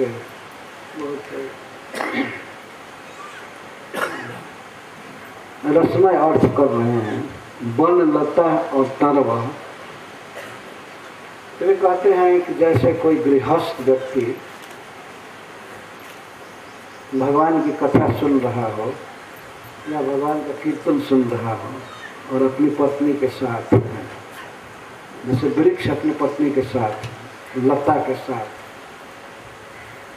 इस पर विश्वनाथ चक्रवर्ती ठाकुर कहते हैं, गोपियाँ कहते हैं कि गृहस्थ गण जब भगवान की कथा सुनते हैं, संकीर्तन सुनते हैं, तो प्रेम से हृष्ट तन वाले हो जाते हैं। प्रेम हृष्ट तन वाले भगवान के कीर्तन में और भगवान की कथा के श्रवण में एक ऐसा रस उत्पन्न होता है कि उससे शरीर के रोग आदि भी मिट जाते हैं। हृष्ट होना, वास्तव में जब मन प्रसन्न होता है तो शरीर भी ठीक होने लगता है। हृष्ट तनव, तन हृष्ट हो जाता है। तो कोई गृहस्थ अपनी पत्नी के साथ या बच्चों के साथ भी भगवान का कीर्तन सुनते हैं, उनका शरीर खिल जाता है और वे प्रणत हो जाते हैं, बारंबार श्री कृष्ण को प्रणाम करते हैं, प्रणत।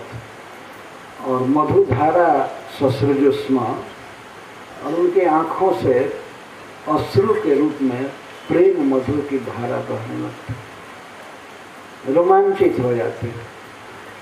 और रोमांचित एक पुष्प फलाध्याय, ये रोमांच है, रोमांच हो जाना शरीर में और आँखों में आंसू आना और भगवान कृष्ण को, श्याम सुंदर को बार बार प्रणाम करना, ये दशा होती है। वृक्ष और लता के साहचर्य से, संगति से वर्णन गोपियाँ कर रहे हैं। इसीलिए श्री विश्वनाथ चक्रवर्ती ठाकुर गृहस्थ से इसकी उपमा देते हैं।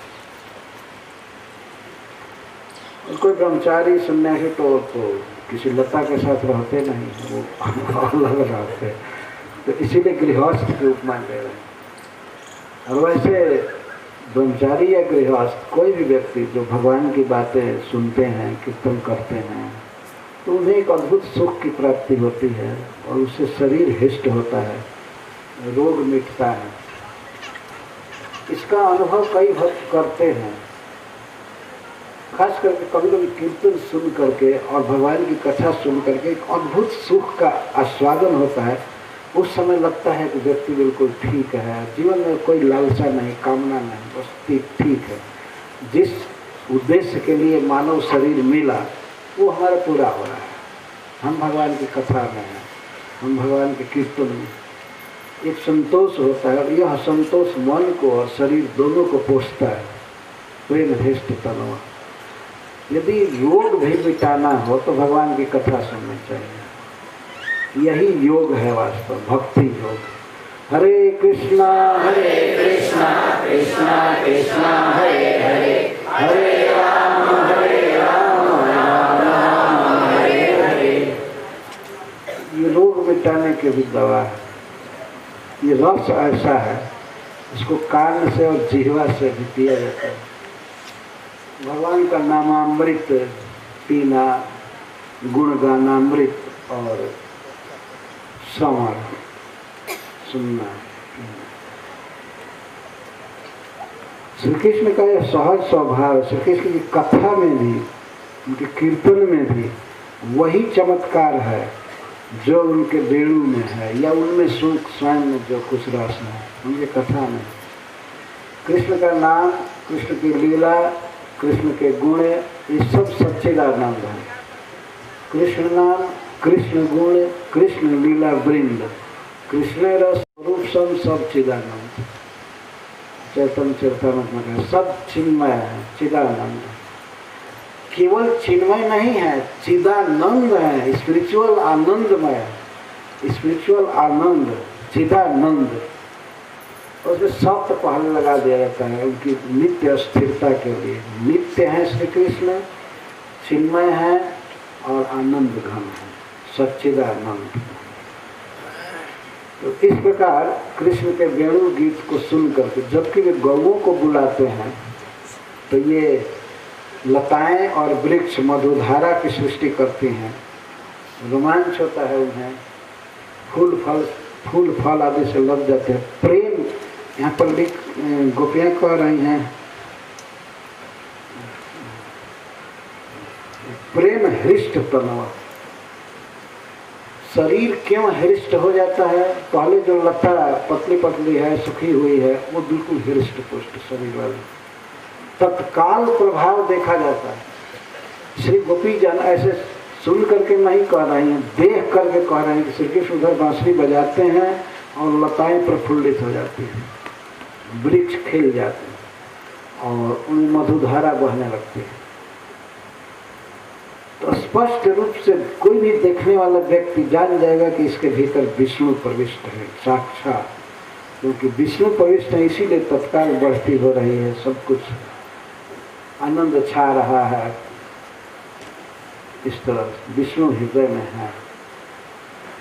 विष्णु मतलब श्री कृष्ण, वे श्री कृष्ण का चिंतन करते हैं। वृक्ष और लताएं चिंतन करती हैं, उनके मन में विष्णु छाए हुए हैं। व्यापक शीलता गुण के कारण कृष्ण को विष्णु कहा जाता है। विष्णु माने सर्वत्र जो विषमशील है, सर्वत्र प्रवेश कर सकते हैं, वो है विष्णु। तो श्री कृष्ण इस तरह से वृक्षों में, लताओं में, सब जगह प्रविष्ट है। उनकी सफलता देखकर समझा जा सकता है कि विष्णु व्यंजयंत। व्यंजयंत ये क्रिया स्त्रीलिंग में है, परंतु वृक्षों को भी इसी के साथ समझ लेना चाहिए।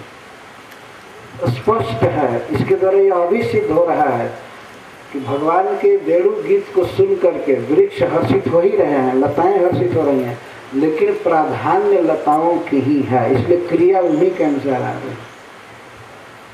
वन लता स्तरव, प्रधानता स्त्रियों की है, लताओं की। वे अधिक प्रेम में विभोर हो रही हैं वेणु गीत को सुनकर। तो जब पुरुष और स्त्री दोनों का वर्णन है तो क्रिया स्त्री के अनुसार क्यों लगाई जा रही है? व्यंजयंत, अगर पुरुष का होता तो व्यंजयंत सीधा होता, व्यंजयंत्य स्त्रीलिंग में प्रयोग किया गया है। और इस समाज में देखा जाता है आज, इसमें कोई कपट या चपलूसी की बात नहीं है। पुरुष भी भक्ति करते हैं, स्त्रियां भी करती हैं, लेकिन वास्तव में स्त्रियां जितनी कृष्ण की भक्ति करती हैं उतना पुरुष नहीं करते हैं। बोले तो ये ड्यूटी अतिरिक्त है। सखा आदि इनका तिलक करते हैं, आंखों के ऊपर, गाल पर, यदि तिलक कहा जाता है। और गोल तिलक के बीच में श्री कृष्ण, गोल तिलक के बीच में रहता है छोटा सा, और उसके दोनों तरफ तिलक करते हैं, पुष्टि मार्ग का तिलक करते हैं। श्री कृष्ण को समझना चाहिए। इस तरह से तिलक करते हैं तो तिलक भी बहुत सुंदर है।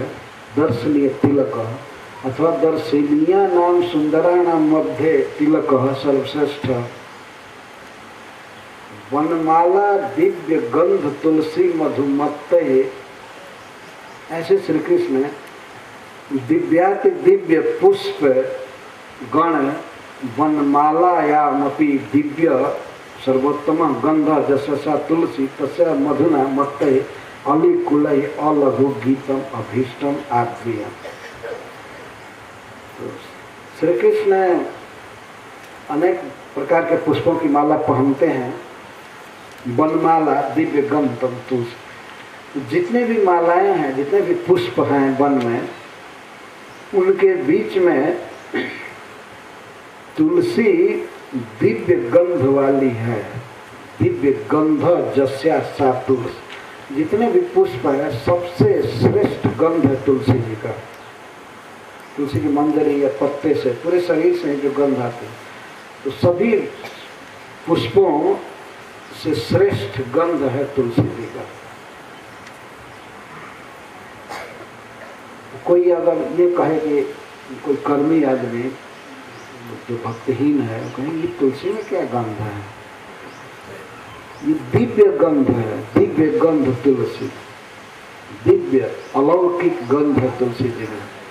और श्री कृष्ण के वनमाला में जो तुलसी जी है, उस तुलसी के दिव्य गंध से आकृष्ट होकर के भंवरे आते हैं। मधुमत, तुलसी के मधु से, तुलसी के गंध से और मधु से मतवाले होकर के अली कुलय भ्रमर समूह कुछ गीत गाते हैं। भंवरे भन भन भन भन भन भन करते रहते हैं वनमाला पर। और ऐसे भगवान श्री कृष्ण के चरण कमल से, शरीर से तुलसी की गंध भी निकलती है। एक ही साथ तुलसी की गंध, चंदन की गंध, कस्तूरी की गंध, अगरू की गंध, सभी प्रकार के, और कमल की सुगंध, सब मिलित सुगंध, अद्भुत और तुलसी की गंध भी, ये सुगंध भगवान श्री कृष्ण के श्री विग्रह से निकलती रहती है, सुगंध निकलता रहता है। तो उसमें जो तुलसी का गंध है, उस गंध से मतवाले रहते हैं भंवर, और तुलसी जी पर बैठ बैठ करके मधु पीते हैं, मधु पी करके मतवाले हैं। ऐसे भंवर कुछ गाते रहते हैं, और क्या भंवरे गाएंगे, उनका कोई उच्च स्वर तो ऊंचा नहीं है, लेकिन गोपियां कहते हैं और लघु गीत, और लघु का अर्थ उच्च स्वर से गाते हैं। लघु गीत नहीं गाते हैं भ्रमर, उच्च गीत गाते हैं। और कैसा गीत गाते हैं? अभीष्ट अनुकूल, बांसुरी वादन के अनुकूल गाते हैं। श्री कृष्ण बांसुरी बजाते हैं तो उनके ध्वनि के अनुकूल, उसी राग में उसी तरह से उतना ही ऊंचा स्वर वो लेते हैं। चूँकि सब भगवान के पार्षद हैं, श्री नारद जी आदि भ्रमर, तो वे भी भगवान के गीत में स्वर मिला करके गाते रहते हैं, इसलिए उसको अभीष्टम गीतम कहा गया। अभीष्ट गीत, कभी भी कृष्ण के गीत का उल्लंघन नहीं करते हैं, या नहीं ज़्यादा आलाप ले लें या बहुत मंद गावे, बोली ही सुनाई ना पड़े कि क्या गा रहे हैं।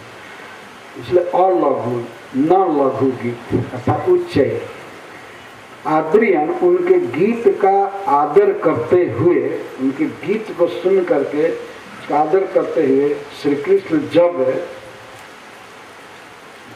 अधरे संधिक वेणु भवती, जब भंवरों के गीत को सुनकर, ये तो बड़े बड़े श्री नारद जी आदि भंवरा का रूप धारण करके भगवान की कीर्ति गाते हैं, ये भी कितना बड़ा सौभाग्य है भ्रमरों का। भगवान की बनमाला पर डायरेक्ट बैठ जाना, और वहाँ पर जो अभी नवीन पुष्प है उसका मधु लेना, मधु पी करके और मतवाले होकर आनंद में विशुद्ध होकर के गान चालू करना, हरे कृष्णा कृष्णा कृष्णा हरे हरे, हरे राम राम राम हरे हरे। तो जब श्री कृष्ण अधरे संधित वेणु होते हैं, संधित वेणु संस्कार से पहले वे फेंट में कभी कभी खोस लेते हैं, गऊ को चराने में छड़ी हाथ में लेते हैं और इधर उधर खोजते रहते हैं, लेकिन जब भंवरे गाने लगते हैं तो उनको गीत को सुन करके भगवान को भी अब उनके गीत में बाजा बजाने की इच्छा होती है। इतना सुंदर गीत गाते हैं कि उनके गीत को सुन करके संधित वेणु, अधर पर संधित मतलब सम्यक धृत वेणु, अधर पर वेणु रखते हैं, वेणु रख करके जब वो गाते हैं अथवा केवल वेणु बजाना रखते हैं, उनके गीत का आदर करते हुए, तो बहुत बड़े गायक गा रहे हैं तो बजाने वाले स्वयं भगवान हैं, वादक का काम कर रहे हैं। भ्रमरों के गीत से प्रसन्न होकर के श्री कृष्ण बांसुरी बजाने के लिए तैयार होते हैं या बजाने लगते हैं। उस समय क्या होता है, सरसी सरोवरे चारु गीत हित चेतस जतचित्ता सारस हंस विहंगा ते एत्य सरसः सकाशात हरि समीपम आगत्य धृत मौना मिलित दृशः हरि उपासत अभजन। जब श्री कृष्ण इस तरह से बांसुरी अधर पर रखते हैं और भंवरे गाते हैं, तो उस समय उनके गीत से आकृष्ट होकर के सरोवर में जो सरसी सारस हंस विहंगा, सारस हंस आदि पक्षीगण रहते हैं, जलचर पक्षी, वे भी ते एत्य उस सरोवर से आया करके, एत्य मतलब हरि समीप, हरि के श्री कृष्ण के समीप आकर के, और वे धृत मौना, ये बोलते नहीं हैं, बिल्कुल चुप, धृत मौना, मिलित दृश्य, आँखों को बंद कर लेते हैं, आधे खोले रहते हैं, भगवान के चारों तरफ बैठ करके। एक तो वृक्षों पर बैठने वाले पक्षी होते हैं और जलचर है, यहाँ जलचर का वर्णन किया जा रहा है। जलचर जीव हंस सारा शादी आ करके और एक तो बात करना छोड़ देते हैं, वो बोलते नहीं हैं और आंखें बंद कर लेते हैं। इस तरह से हरि की उपासना कर रहे हैं। इतना अच्छा ध्यान कौन कर सकता है? कान में भगवान का गीत है और भगवान के पास वे चरण पर देख रहे हैं, आधे खुले नेत्र हैं, मिलित दृश्य कहते नहीं, पूरा आंख बंद किए हैं और ध्यान के बहाने सो गए, ऐसे नहीं है। हरि उपासक, हरि की उपासना कर रहे हैं, यही सच्ची उपासना है। उप का अर्थ है निकट और आसक, आसन का अर्थ है आसन, स्थिति। भगवान के निकट जब हमारी स्थिति होती है तो इसको उपासना कहते हैं। तो हंस सारा शादी से सुंदर उपासना किसकी होगी? कृष्ण के बिल्कुल निकट चरण के पास है और वेणु गीत सुनते हैं। तो हरि उपासक, वास्तव में हरि की ये उपासना करें। धन्य है हंस, हंस सारा शादी, और हम हतभागिनी हैं। कभी भी प्रीतम श्याम सुंदर के चरण के समीप ऐसे बैठने को नहीं मिलता। ये गोपियाँ कह रही हैं। तो इस तरह से दो दो श्लोकों में एक एक लीला का वर्णन कर रहे हैं। इसको जुगल गीत कहा जाता है। भगवान के बांसुरी गीत का ऐसा प्रभाव हो रहा है। जत चित्ता, जलचर पक्षी एकाग्र चित्त हो जाते हैं। जत चित्ता मतलब एकाग्रकृत मानस, केवल कृष्ण में मन लगा रहता है। और कृष्ण के चारों गीत हृत चेतसा, श्री कृष्ण के सुंदर गीत को सुन करके उनका चित्त हर लिया जाता है। श्री कृष्ण अनुगामी बन करके बाजा बजा रहे, गा रहे हैं। भंवरे जैसे गाते हैं उसके अनुसार ही श्री कृष्ण गा रहे हैं। तो भंवरों के गीत को और बांसुरी के गीत को सुन करके सरोवर में रहने वाले हंस सारा सारी पक्षी सरोवर का त्याग कर देते हैं, अपना घर द्वार छोड़ करके, और श्री कृष्ण के चरण के पास आकर के उनकी उपासना कर। हरि उपासक, भजन का, भगवान का भजन कर रहे हैं। यही है उपासना। ध्यान का मतलब है श्री कृष्ण का ध्यान, उनके सांवरे स्वरूप का ध्यान, उनके चरण कमल, उनका हस्त कमल, उनका मुख कमल, केश, कुंडल, कंकड़, अंगुलियां और श्री चरण, इन सबको मन में देखना, इसको ध्यान कहते हैं। और इसके साथ ही उनका गाया हुआ गीत सुनना, गीता पढ़ना।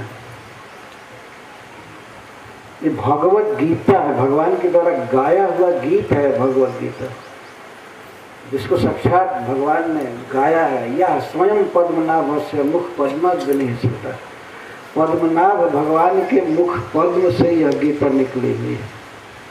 यह अद्भुत ग्रंथ है वास्तव में। यदि ध्यान पूर्वक इसे पढ़ा जाए, और खास करके श्रील प्रभुपाद जी की व्याख्या को भगवद गीता एज पढ़ा जाए, तो सीधा भगवान ही आराध्य है, कृष्ण आराध्य है, और कृष्ण में मन लग जाता है पढ़ने वाले का। ये गीत गीता के महिमा, यह उपासना। गीता पढ़ना, गीता पढ़ करके भगवान कृष्ण का भक्त हो जाना, उनकी पूजा करना, उनका ध्यान करना, उनका जप करना, उनको प्रणाम करना, उनके भक्तों से प्रेम करना, यह है उपासना। एक पक्षी सरोवर से निकल करके आकर भगवान के पास इत्य, इसी तरह से कभी कभी देखा जाता है कोई विरक्त व्यक्ति, एक कोई गृहस्थ है, गृहस्थी आदि से उब करके और सरोवर छोड़ करके वृंदावन आदि में आकर के हरि की उपासना, कृष्ण के पास आकर। हम लोग भी यहाँ आए हैं तो वास्तव में भगवान के निकट आने का प्रयास कर रहे हैं। निकट ले जाने के लिए भगवान के पास दो साधन भागवत में बताया गया है। एक तो गंगा जी और दूसरा वेद शास्त्र। तो वेद शास्त्र भगवान के मुख से निकले हैं और गंगा जी भगवान के चरण कमल से निकले। ये दोनों अपने स्रोत में ले जाते हैं, जहाँ से निकले हैं अपनी जन्मभूमि, वहाँ की प्राप्ति ये दोनों कराते हैं। तो हम लोग को दोनों साधन सुलभ है। श्रीमद् भागवतम यह भगवान की प्राप्ति कराता है, और श्री गंगा जी जिन चरण कमलों से निकली हैं उन्हीं चरण कमलों में जीव की स्तुति करती है। इसलिए गंगा जी के जल को पीना, स्नान करना, आचमन करना, ये बहुत भाग्य की बात है। तो ये दोनों सुलभ है, दो महासाधन हैं जो भगवान की प्राप्ति कराते हैं। श्रीमद् भागवतम में भगवान का नाम है, नामात्मक ग्रंथ है, इसलिए भागवत की बहुत बड़ी महिमा है। तो श्रीमद् भागवतम और श्री गंगा जी, इन दोनों के आश्रय से हम भगवान श्री कृष्ण के चरण कमल की प्राप्ति कर सकते हैं, बहुत सुलभ है। और तीसरा महासाधन है भक्तों का संग, भक्तों का समाज है, इनके साथ इनको देखना, बोलना, खिलाना, सेवा करना, ये बहुत बड़ी बात है। ऐसे तो अनेक समाज जुटते हैं, कहीं विवाह, कहीं कुछ किसी प्रकार, कहीं राजनीतिक पार्टी, कहीं कुछ, उनके उद्देश्य भिन्न भिन्न होते हैं। उद्देश्य इतना निर्मल नहीं होता। निर्मल उद्देश्य है कि भगवान कृष्ण में हमारा प्रेम बढ़े, माता गंगा जी हमारी मदद करें, और श्रीमद् भागवतम और संत जन, भगवान के भक्त जन, ये अच्छा अवसर है, ये हम लोगों का सौभाग्य। हरे कृष्ण, जय Srila Prabhupada. Hare Krishna, Krishna Krishna, Hare Hare, Hare Rama, Rama Rama, Hare Hare. Hare Krishna, Krishna Krishna, Hare Hare, Hare Rama, Rama Rama, Hare Hare. Hare Krishna, Krishna.